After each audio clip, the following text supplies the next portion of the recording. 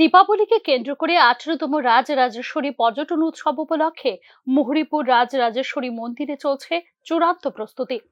18 হাতের রাজরাজেশ্বরী মা দেবী কাত্যায়নী রূপে পূজিত হবেন দীপাবলির রাতে। এখানে পূজা ও মেলার উদ্বোধন করবেন রাজ্যের সাংসদ ও মন্ত্রীরা। দুদিন ব্যাপী এই মেলাকে কেন্দ্র করে থাকবে সরকারি প্রদর্শনী মণ্ডপ। অষ্টম শতকের অষ্টাদশভুজা রাজরাজেশ্বরী দেবী এই মায়ের মন্দির ত্রিপুরা রাজ্যের দক্ষিণ ত্রিপুরা জেলার মুহুরীপুর গাঁওসভাতে অবস্থিত।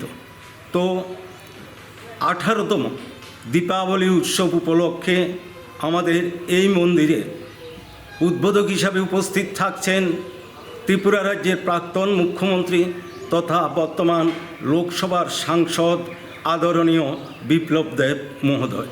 অন্যদিকে কমলপুরের কমলেশ্বরী কালীবাড়ির কালী পূজা এবার 115 বছরে পা দিয়েছে। পূজা ও দীপাবলি উৎসবের চলছে প্রস্তুতি। ধলাই জেলার মধ্যে প্রাচীনতম কালী মন্দির কমলেশ্বরী কালীবাড়ি প্রতি বছর পূজা এবং দীপাবলি উৎসব উপলক্ষে শহর সহ মহকুমার নানা প্রান্ত থেকে দর্শনার্থীরা আসেন কমলেশ্বরী মন্দিরে কালী মায়ের পুজো দিতে। ফলে প্রচুর দর্শনার্থীদের ভিড় লক্ষ্য করা যায়। কমিটির পক্ষ থেকে আগাম দীপাবলির শুভেচ্ছা জ্ঞাপন করছি রাজ্যবাসী তথা কমলপুরবাসীকে। কমলেশ্বরী কালীবাড়ির পুজো প্রায় 115 বছর ধরে চলে আসছে চিরাচরিত নিয়ম মেনে। এখানে চিরাচরিত নিয়ম মেনে নিশি পূজা করা হয় এবং নিশি পূজার পরই প্রসাদ বিতরণ করা হয়। চিরাচরিত রীতিনীতি ও ভক্তি নিষ্ঠার সঙ্গে এই মন্দিরগুলিতে শ্যামা মায়ের পূজা হয়। পূজাকে কেন্দ্র করে দুই জায়গাতেই তাই এখন সাজো সাজো রব।